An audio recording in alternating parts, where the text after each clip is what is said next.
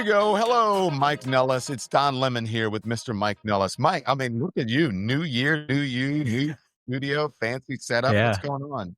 I mean, so thanks to all our paid subscribers, we were able to buy the studio space. And so it's 550 steps from the front door of my house. It's super nice. I'm still getting my lay of the land. Like the lights are here and the camera and all of that. And now I have to really up my skincare game because, you said it off screen, but the iPhone filter was doing a lot of work there for me. The iPhones are amazing, sir. Let's see. Yeah. Are you looking into the camera? Yes? No? Maybe so? Yeah. Looking at the camera right now. I have a screen behind me where I can see your face. Yeah. Okay. Yeah. Looking at the Now camera. you're looking at the camera. Look in the camera, not at me. Okay. There you go. See, I can see the difference. I can tell. See, this is why we're friends. You're giving me live tips. I fucking love this. So let's look. You know who needs live tips?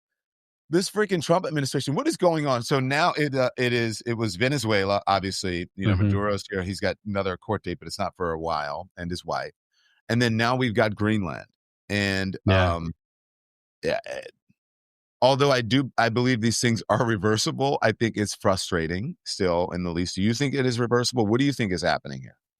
Yeah, well, I think that they don't have a coherent foreign policy and really know what they're doing. And Venezuela is the perfect example of that because they immediately abandoned their talking points. Like they removed Maduro and attacked Venezuela, which is an act of war. And I have no sympathy for Maduro. He's a piece of shit and a dictator and has abused his own people and killed his own people. But removing him was not in our best interest. They never explained it, but they spent the last couple of months making it about drugs. They created a fake term called narco-terrorists so they could justify blowing up boats in the Caribbean. And then the minute they actually do it, they don't remove the regime that's in power. They literally kept the same regime. Basically, everybody's in charge except for Maduro now. And they're cracking down on their people and they're arresting journalists and they're breaking up peaceful protests and setting out gangs into the streets. But the good news is Big Oil's going to get the payday that they were promised in the Trump administration. And on top of that, now they're being aggressive towards Greenland again. Marco Rubio saying we're going to buy it. Donald Trump saying we might use the military to take it. Denmark had to issue a warning saying don't attack a NATO country, don't attack a NATO ally. I'm wondering what Europe's going to do if Article 5 is triggered against one of their own, from one of their own. That's never happened before. Like it's a mess. And if you're a Trump supporter, if you're a regular person, you're like, what the hell are we doing? This was the no new wars guy. This was the America First guy. And there's nothing American about this at all. Okay, I got to ask you, and this is very blunt. Yeah. What's wrong with your people? What's wrong with your people? My people? Oh, yeah. I could spend all day talking about what's wrong with my people. No, I'm serious. Like, it's part of the same attitude where you think, I'm going to come over. We're going to discover America, even though it's already here, and we're just going to take it. Oh, you mean white people? Yes. I thought you meant Democrats. No, I mean, what is wrong? Don, we've talked about this before. I'm Italian, so I'm barely white. So, but still, like, what? What is happening? I mean, the nerve. Can you imagine Barack Obama doing this? Oh my God, we need to tar and feather that guy and get him out of the White House. He's not worthy of being. I mean, come on. Let's be honest. But I will say with Obama though, like some of the challenge that we're in right now is we gave so much power to the executive after 9/11 under George W. Bush for Iraq and Afghanistan, and then Obama extended that to Yemen and other places with drone strikes, and it's the same justification that Trump uses to blow up boats in the Caribbean. And I think we need Congress to step in and reassert its war powers and its authority here, because if Donald Trump can just remove a foreign leader in Venezuela without even telling Congress about it, that's too powerful of an executive, period. And so what's wrong with white people? I don't know. I love them. I'm one of them. I'm among them, but I don't know. I mean, I'll tell you a funny story. When my wife and I got pregnant 7 years ago with our son, and we got the test back saying it was a boy, and we were joking about how we were trying to raise a white man. We were like, oh shit, what are we gonna do? We got to raise this white boy, make him good. So I'm gonna try to just make him not be somebody that would invade a foreign country on a whim. Yeah. So look, RP2112 says, I knew you meant white people. And I'm being serious. I don't get it. I would never think that I could just go in and invade somebody's country or go and just take whatever I want. And look, I think that is not only hubris, it's entitlement, it's privilege, it's all of those, it's all the things. I mean, it's just, it's entitlement. And I think if you look at the bravado from Lindsey Graham and Trump and Rubio and all these others afterwards, where they're like, Colombia, you better watch out or we're going to do this to you. Cuba's next. Like, what are they doing? Like, I don't understand why this is in our best interest. And again, like 60% of Americans are living paycheck to paycheck. Tens of millions of Americans have their healthcare premiums double or triple. Trump's not doing anything about that. He's not doing anything about grocery prices, housing prices. So maybe it's a big distraction, a wag the dog situation. I'm not convinced of that, but it seems really ill-timed and poorly executed. And the vast majority of Americans don't want this. They don't understand why we're doing it. So I Well, don't know. I am convinced that it is that a lot of this is a distraction. I think it's, he's obviously worried about the Epstein files. No, let's not get people talking about the Epstein files. Is why the rollout is so chaotic. They don't want a roadmap, right? So they're putting it, and they're making people try to put the pieces together like a puzzle. And then, and if we get all the information, I don't know if that will ever happen. But I think No. it is a distraction from the Epstein files. It's a distraction from his flagging poll numbers. It's a distraction from how terrible he's doing with the economy and many other things. And that people aren't even with him. His own people are not with him on immigration because they screwed up this whole deportation thing so royally. So, I go back to what's wrong with white people because everyone in this administration pretty much seems to have that attitude. And that is an attitude that I have not really seen among people of color. I'm just being honest. Yeah. And, I just haven't. I mean, I don't know, but I can tell you that, like, even though my dad's a 3-time Trump voter, I was not raised this way and would never treat anyone the way that they treat people. I would never, you know, execute an operation where I'm going to steal Venezuelan oil for big oil companies. Like, I just wouldn't do that. So I don't know. But again, if you look at Trump's polling numbers, like there's data out this morning, I think it was from Semaphore, about Trump's numbers with young men. Like, they are abandoning him in droves right now. And they are a big part of the reason that he won this last election was because he made such inroads with them. But they're pissed because they felt like everything's too expensive. I don't believe in the American dream. I don't know how I'm gonna buy a house and find a spouse and a partner and start a family. And he promised to help them with that, and he's not. So I think you're going to see in this election a lot of people turn back. And if Democrats play their cards right and run good candidates and actually talk and engage with people, I think they can win a lot of these folks back.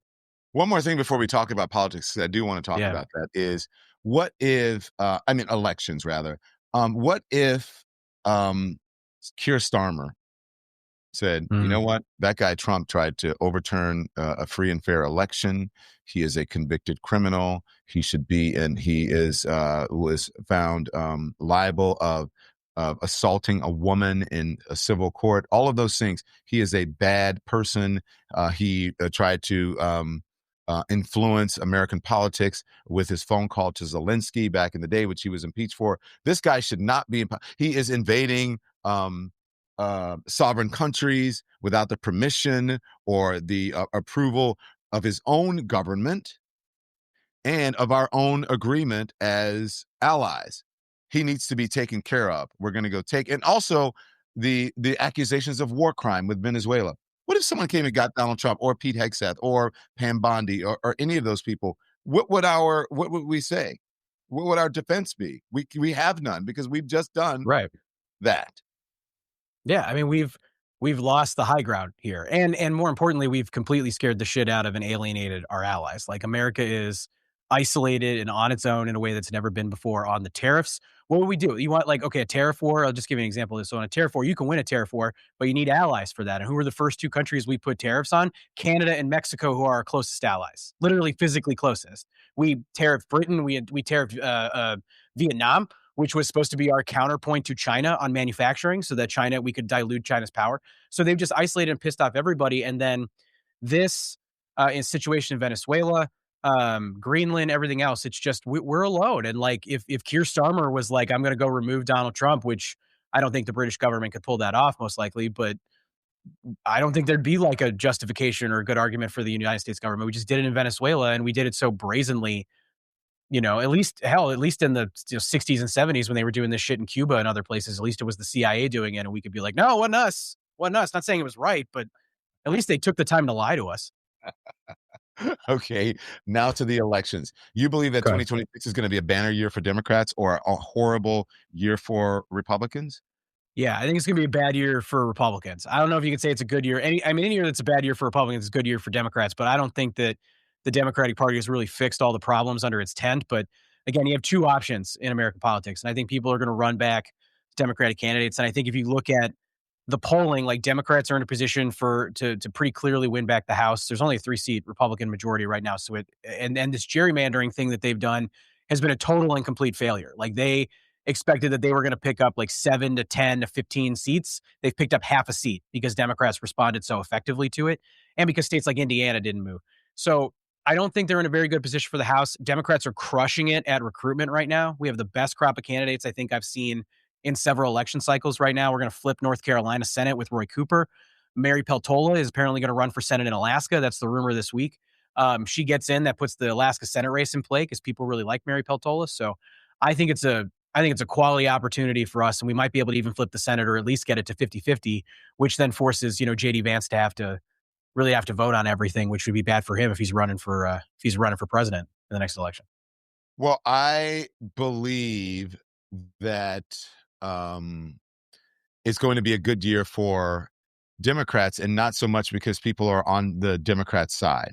That's right. Well, because Democrats now, they're the only people at least who believe in democracy. I don't think that they're doing, I just have to be honest, I don't think they're doing such a great job at it. I'm just being honest. I would like them to be able to do a better job at it, and not, and for January 6th, just sit around and sing the, I don't know, it was the Star Spangled Banner or God Bless America. It's like, okay, I get it. But wait, did they do that yesterday? I think they did that, for January 6th. Yeah, Oh, you didn't God. see that?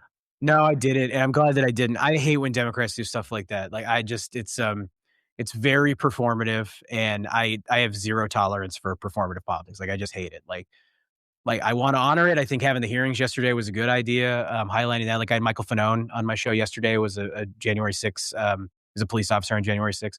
And I think doing stuff like that is good, but this performative crap pisses me off. And I think it's what a lot of the current generation of Democratic leadership likes to do when there's big moments like that. I think we got to move past it. We need some real action. We got to elevate candidates. Like I really like James Talarico in Texas. I really like Mallory McMorrow in Michigan. There's a bunch of others. I really like Paige Cognetti, who's running for mayor she's the mayor of Scranton. She's running for Congress in the area right now. I like those candidates because I think they're younger. They understand this moment. They're ready to fight. And I think we've got a lot more people like that are going to win.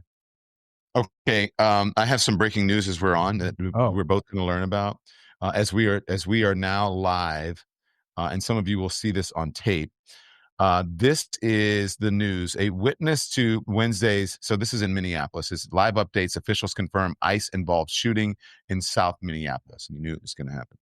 A witness to Wednesday's shooting in South Minneapolis told NPR News, and NPR News is, I guess it must be Minneapolis Press or something like that. Emily Heller, anyways, witnesses said told NPR News that she saw a federal agent shoot a woman several times. And this woman who lives near where it was said she saw a car blocking traffic on Portland Avenue. It appeared to be part of a protest against federal law enforcement operations. And then she said she heard ICE agents telling the driver, a woman, to get out of here. She was trying to turn around, and then the ICE agent was in front of her, and he pulled out a gun and put it right in, like, his midriff was on her bumper, and he reached across the hood of the car and shot her in the face like 3 or 4 times, Heller said. The one, that's her name, said it appeared that the woman then accelerated and then traveled about 100 feet before striking a utility pole and some other vehicles. She could be seen slumping over inside of the car. Jesus. I mean, there was a similar situation in Chicago where they shot a woman like that, and then they lied about it. So I would encourage anybody, whatever that spokeswoman for ICE, Trisha McLaughlin, is that her name? Whatever she says, don't believe it. Like whatever the first version of events they give you it's going to be horse shit because they lie all the time. So hopefully there's video. Hopefully, we find out what actually happened. I don't know, but it's horrible. And so I don't know. Oh, I wish I had a better answer than that. I don't know. Jesus. I mean, and this is where we're going. And when, and this did not have to happen, especially since they said, you know what, we're just going to pick up the most violent people. And one would have thought, well, I guess the people who voted for them, who supported this, that they would do it with due process. I never thought that they would do any of it. I thought that some of what was going to happen is happening right now. And that is the danger of this administration, a second term, where they seem to have no guardrails and mentioning Democrats again and just lawmakers in general. I blame the Republicans for this because they're the ones who are allowing it to happen. But the Democrats, I believe, have been feckless. I don't know what else they can do, though.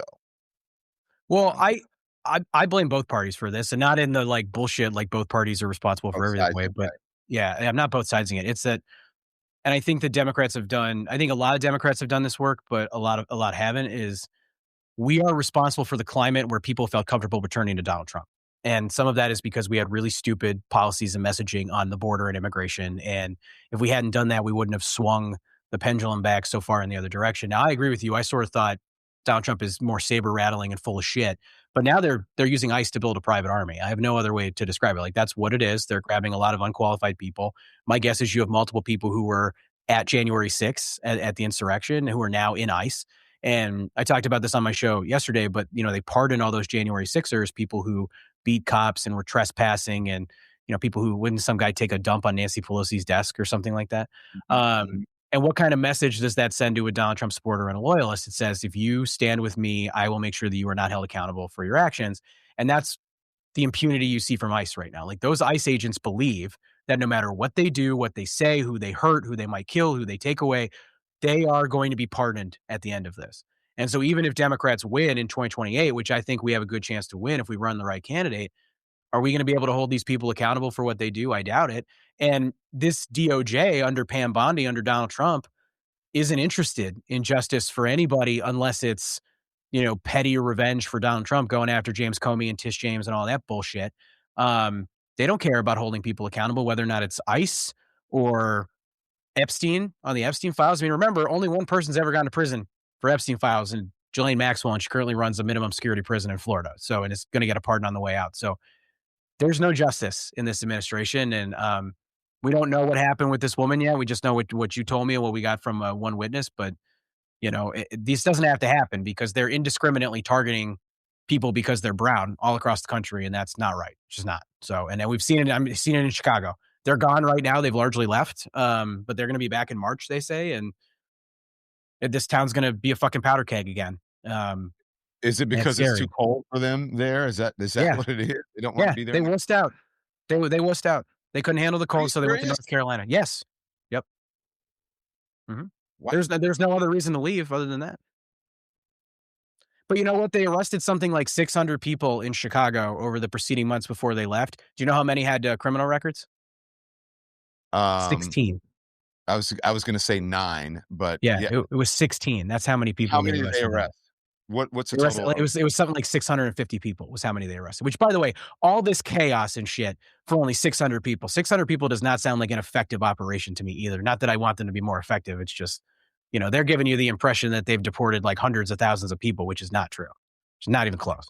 The city of Minneapolis has released a statement saying, we are aware of a shooting involving federal law enforcement near East 34th Street and Portland Avenue. Please avoid this area. The governor, Minnesota Governor Tim Walz, he says, my public safety team is working to gather information on an ICE-related shooting this morning. We will share information as we learn more. In the meantime, I ask folks to remain calm. Yeah. Where are we? Where are we? Where are we? No, I don't know. We're not in a great place right now in this country. We're in a place where we have people who have zero respect for the rule of law, who are terrorizing immigrant communities because of the color of their skin. And we have a Congress that's been completely sidelined. And, Mike Johnson works for Donald Trump. He doesn't work for his constituents. He doesn't work for the American people. And that isn't going to get better until we elect a Democratic Congress in November, I hope. And we need to make sure we elect the right Democratic Congress in November that's actually going to fucking stand up to this administration and leverage its powers, because it looks like they're not going to pursue a shutdown in a couple weeks again, which I think is a strategic mistake. But I don't know. I mean, Democrats don't have a lot of power in Washington right now anyway. So it's just when you're out of power, you're out of power in the American system. But I don't know. You said you want Democrats to elect the right leaders and the right people in Congress. Who is that? Yeah, I think I think we've been afraid to elevate the next generation of leaders, and I think that our best talent has been sidelined and is often, frankly, doing content creation instead of being in Congress where they need to be. And I think we need politicians that understand that balance of giving a shit about our constituents and the people that we're fighting for. Even if they don't vote for us, we're still fighting for a lot of those people, even if they don't support us. Like, for instance, like a lot of rural voters and ranchers that are getting screwed by Donald Trump and Big Ag. But I want them to understand how to use power. Like, part of the reason my Substack is called Endless Urgency is because I admire that sort of like urgency you see from the Trump administration to use the power of government to steal and hurt people and, get the shit that they want to get done. I want to see that from the next Democratic president. And I want to make sure that when we do it, it's not because we're fueled by grievance where we're just trying to piss off conservatives. It's that we're actually trying to figure out how to make sure everybody has health care and people can afford to put groceries on the table and people can buy a house and take a vacation and retire with dignity and make sure that people aren't drowning in student loan debt. And if we do that and use the power effectively in a way that, frankly, I don't think the Biden administration used its power effectively. It certainly didn't use it as effective as Trump has used it in the last year. So now we have a model for that. And we're going to have to make some tough decisions. But if we nominate like a technocrat in 2028, we're going to get our clock cleaned again. And then JD Vance or Tucker Carlson or Marjorie Taylor Greene will be president. And that's not going to be fucking good either. So that's what I want. Do you I don't know who agree it is. So you don't know who it is? I don't know who it is. I'm open to all ideas right now. Okay. So, and in 2028, let's talk about that real quick. Yeah. Again. I'll get to 2028. Let's talk about 2026 and then we'll get to 2028. Do you believe, like me, that the not that there is this silent middle, right, they're just like, I'm done with it, and they're not saying anything, and they're going to just vote in November to get rid of this whoever is MAGA on the ticket, that the energy in the Democratic Party is on the progressive side. That's where it feels like the energy is, because the ideas have come from the progressives, like universal health care, which is not, I don't believe, a left idea. I think that's a human idea. That's being humane. A living wage, a higher minimum wage, and affordability, which came from Mamdani, and now Republicans have co-opted that. I believe the energy is there, but I believe also there is somewhere in the middle, like people want a big tent party that they keep talking about. But I don't know about that big tent. I think people just are like, you know what? I want my Democratic leaders, my politicians, to have balls and to, not, you know what I mean, to have courage, right? To stand up for democracy. And that's why, as you said, I believe that those young men who voted for Donald Trump are leaving in droves because they're like, this is fucked up. I don't really like this. Like, they don't hate gay people, I believe, those guys. Right. They don't really hate trans people. They don't like the demonization of people that way. They don't like people being picked up without due process or shot, on the street by ICE agents or dragged through the snow and mud, or daycare workers or moms, in the pickup line at school. That's that doesn't look good. It doesn't feel good. Yeah. Well, I think this is true for a lot of people, but I think if you're a young man and you're trying to make your decisions about voting right now, just based on the data that we see, they are not thinking about those issues. Like, they're thinking about their cold, hard economic realities. Like, it's very hard to get a job in this job market if you just graduated from college, and if you even went to college in the first place. And for young men in particular, like, young women are doing dramatically better economically than young men. And it's the first time in history probably that women will make more money than men of a generation. And that does cause growing pains. We shouldn't do anything to get in the way of it because it's amazing. It's amazing progress. And Scott Galloway's made this point 1,000 times, but young women are holding up the economy in a way that, they've never had to do before. Maybe like World War II, when every man was off fighting the war. But I think what Democrats need to understand is, and what really I think all politicos need to understand is, people are not as ideological as you think. So we get into these dumb camps that we put ourselves in. And like, I've always avoided this. Like, I work for a lot of establishment candidates. I work for a lot of progressive candidates. Like, I work for people who seem like they give a damn and that they've got some ideas and they're going to try, and they're not in this because they're trying to get into the next cocktail party, or they want to like grow their email list so that they can start a Substack, which you see a lot of politicians do. There's one in particular right now that I think is doing it pretty effectively. But growing their Substack? Well, they're growing their email list so that they can eventually launch a Substack like that. There are a lot of people who, and I've had a lot of phone conversations with, I get called, I'm not going to out the candidate. I don't want to get yelled at, but like, I get calls from candidates sometimes, and they'll be like, hey, I'm going to run for Congress. And I don't think I'm going to win, but I'm going to do it. And then my email list will be bigger and I can, make more money from paid subscribers and stuff like that, which I Wow. fucking hate that. Like, and I'll give you a story. I have a show with Joe Walsh on Fridays, and we actually talked about this a couple weeks ago, but Joe Walsh was thinking about running for something, and I told him I thought he should do it. And when I was giving him the advice, I was like, I think you could win this. And I think even if you lost, like you would be a bigger content creator because of it. And that's good for you. I gave him that advice. And his exact response to me was, I don't want to run just to grow my email list. I don't want to run and waste everybody's time if I don't think I can win. And he ultimately decided not to run. And like, I realized I was giving shitty advice to people in that. And I was sort of proud of him. It was when I knew that he was a good dude. But back to the original point for a second is people are not ideological. We're in all these dumb camps where it's like, oh, you're a Bernie person, you're a DSA, you're a moderate, you're establishment. Like none of that matters. Like, do you have a good idea? Are you going to try to get it done? Are you going to try to help people? That's what matters. And so like I look for doers because there's a lot of people on the left who just talk and don't really have any new ideas. Bernie is not a talk. Bernie is a good talker, but like Bernie has some ideas and AOC Good has some idea. ideas and some of Yeah. them are really good. Yeah. And I think like, Mallory McMorrow's probably a little bit more center left than others, but like she's got some really good ideas and Tallarico has some good ideas. So we're going to have some version of a big tent because in order to get 51 Democratic senators, we're going to have to win in a state like Texas, or we're going to need a Joe Manchin, or we're going to need a, something like that. We're going to have to win an Iowa Senate seat with a guy like Nathan Sage or one of the others. Like we need that. So we can't not have a big tent. Let me ask you this. I wonder if the opportunity is on the Democratic side or the Republican side. And this is what, because if someone came along, a Republican, an old school sort of Jack Kemp, Mitt Romney type or whatever, it came along and said, Sure. he's trying to divide you. And then he speaks, and then that person says what you're saying. We're not as ideological as people, as some politicians would like you to believe, especially Donald Trump. We're not that. I want to work with all of the American people. And if you believe in old Republican ideals, then I'm the person for you. Yes, I believe that we should have a healthcare system that works for everybody. Yes, I believe that there are some aspects of the Affordable Care Act that are good for people and we should keep them. And yes, I believe that people should make have a living wage and that our minimum wage should be raised. But I am a Republican and I believe what I believe. But I would ask you to support me and don't support Donald Trump because this is where America needs to go. We need to get out of this quagmire. What do you think would happen? Well, I think we're talking about a Republican doing this, like a Mitt Romney type.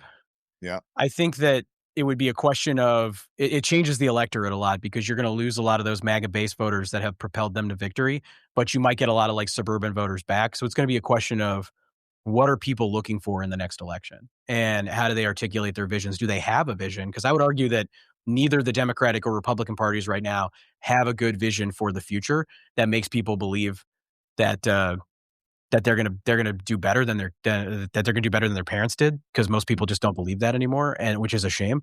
And they're not, by the way, they're not living that. So I do think it's entirely possible that a Mitt Romney style Republican could emerge from that, but they're going to have to rise above Donald Trump's brand, like, and get that like 30% of the Republican Party that are people like my dad. Like my dad voted for Nikki Haley in the primary, I believe, and he would like DeSantis as well.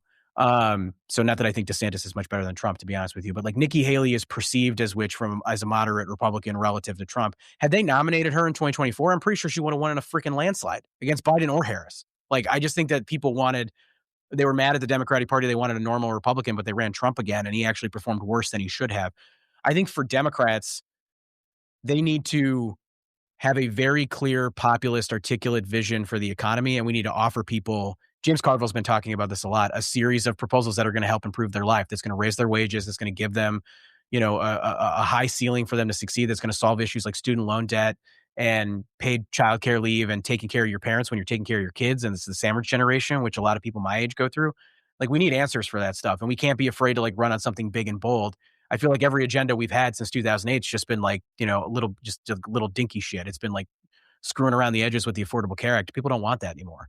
And I think Kamala had some good ideas, but she didn't go big enough and she didn't have enough time. I don't really think that was her fault either. Yeah. Speaking of Kamala Harris, someone just said RP2112 gets a gold star for the comments today. By the way, smash the screen, everyone. Hit the like and thumbs up and Please. the hearts. And make sure you follow Mike Nellis and you follow me on all platforms, on YouTube, Substack, Twitch, Instagram, TikTok, Facebook, all of it. Okay. So are you on Twitch? Wait, did we talk about this already? Are you on Twitch? Twitch, Oh man, twitch.tv/DonLemon. we gotta do some gamer shit. Yeah, Oh, I you and would. You me gotta playing teach me Dungeons. how to game. Do you know how to We're, game? I I know think how we to game. talked about that. I think we did talk about this right before the holidays. Yeah. I think we got to put a Dungeons and Dragons game together with the biggest Substackers on Twitch. I think Yeah, that we would go did. We really well. talked about which game I should get. If I should get, like, Okay. the one that does Fortnite or whatever it is, or there's some other thing. Okay, but listen, he said Kamala Harris talked a lot about affordability. It didn't come from Mamdani. Is that true? Because you're a Kamala Harris advisor at one point. Yeah, I mean, can you restate the question? It broke up a little bit. I just want to make sure I heard it right. Sorry. I said one of the people in the comments, RP2112 said Kamala Harris talked a lot about affordability. It didn't come from Mamdani. Hmm. I mean, I don't think the Harris campaign focused on the economy enough. I don't think they focused on affordability enough, which is easy for me to say a year later, but like they had the data that they had and they went bigger on abortion and they went bigger on democracy, in my opinion. And I think their instincts in the very beginning were to go down hard, like to advocate hard on housing. And I think that was right. But whatever data they saw led them in another direction that they felt like they were not in comfortable territory. I think if she could have distanced herself more from Biden because people were just so mad about that, but if you look at like their TV ad spending, they spent an unbelievable amount of money on those abortion ads that were targeted at men, trying to get them to vote to protect your wife's abortion rights, which is noble. And like, I'm with you on that, but it didn't work. But again, she only lost by 140,000 votes in 3 states. So it's sort of Monday morning quarterbacking. But I think Mamdani was much more laser focused on affordability, but the situation was also worse a year later. So again, it's really easy to sort of play that. And I didn't have the data that they did. Like a lot of people get mad at the Harris campaign for all the events they did with Liz Cheney, claiming that it turned off the base, and it may have, but I don't know what data they had in front of them that led them to make that decision. So like it may have been that they were like, our only path to victory is by picking up moderate Republican voters in the suburbs, and they thought Liz Cheney was the best way to do that. I'm not saying it was right. And RP, I see you in the comments here. Like her housing policy was really good. It was really good. I think they could have been more ambitious with it, but I thought it was good. And I wish they talked about it more. I wish they talked about it more. And they didn't have enough time as a campaign. Like they did the best they could with 117 days. She was put in a really shitty situation by Joe Biden. There's just no other way to describe it. So there are reports now that this person has died. There are reports, unless I have not confirmed that. But again, federal law enforcement shoots civilian in Minneapolis. City officials say. There was a group of protesters, and apparently, as we read before, as we are taping this, or we're live now, which some folks will watch it on tape. I read to you what the city of Minneapolis said to avoid the area. The governor said to remain calm, and this is the kind of leader that you want. I must say this. Mayor Jacob Fry said, "I'm aware of the shooting involving an ICE agent at 34th Street in Portland. The presence of federal immigration enforcement agents is causing chaos in our city. We're demanding ICE to leave the city immediately. We stand rock solid with our immigrant and refugee communities." Way to go, Mayor Fry. It's a good statement. It's a Yeah. good statement. He's a good mayor. I know there was a whole hoopla in the primary between him and a DSA candidate, but he's a pretty good mayor. I like him a lot. Thank you, Mike Nellis. Hey, you have to come up. I'm serious. Come up with a name. Shoot me some names that we're going to do for our show. Okay. I've sent you the names. I'll send them to you again. You have to send me again. I'm a busy guy, Okay. as you know. I know. I work a lot. I know you do. You're hustling harder than anybody else I know. So look at my eyes. Are they bloodshot? A little bit. I mean, last time we talked, you were literally filming while you were eating breakfast with your husband. So that was right before the holiday break. Oh, that's right. You were like from your kitchen. You're like, "Is it okay if I do it in the kitchen?" And I was like, "Yeah, I don't care." That was good, right? But I mean, you still have your tree up though. Everybody, is it too late to have the tree up still? No, it's What's not. The rule for that? Usually it's like the first weekend, and sometimes look, and I'm from Louisiana, so don't be surprised if that tree becomes a Mardi Gras tree, and where there's purple, green, gold ornaments on it, because that's the Mardi Gras colors. But that'd be sweet. I love Mardi Gras. I love New Orleans. I know you're from New Orleans. Like I love that. I'm from Baton Rouge. I love it. Oh, you're from Baton Rouge? Oh, I thought you were from New Orleans. It's just their neighbors. It's just right there. It's kind of all the same thing. I don't like Baton Rouge as much, but I like it a little bit more knowing that you're from there. That means you don't like LSU. I don't like LSU, so not at all. Not even a little bit. I'm going to click off of you. I'm actually really grateful to LSU for taking Brian Kelly from Notre Dame. I'm a Notre Dame fan, so that we could get Marcus Freeman much better. Huge upgrade. Let's hope. Good luck to Lane Kiffin. Let's hope that let's hope they do well under Kelly. I hope. Yeah. Yeah. All right. Yeah. See you. Cool. Happy Mardi Gras to you. Talk to you soon. Happy Mardi Gras. Mardi Gras a while away. Bye. See you, I Mike know. Nellis. Take it Bye. easy. Thanks so much for watching, everybody. Your support means the world to us. Don't forget to hit that like button and subscribe so you never miss a show. We're live every weekday at 10 a.m. and 5 p.m. Eastern Time with new clips dropping at 2 p. and 8 p. And if you want even more Don Lemon Show content, join the Lemon community. Members get exclusive posts, behind-the-scenes videos, and live chats just for you. So hit the join button or visit our channel page to sign up. Thanks again for all your love and your support, and I'll see you next time.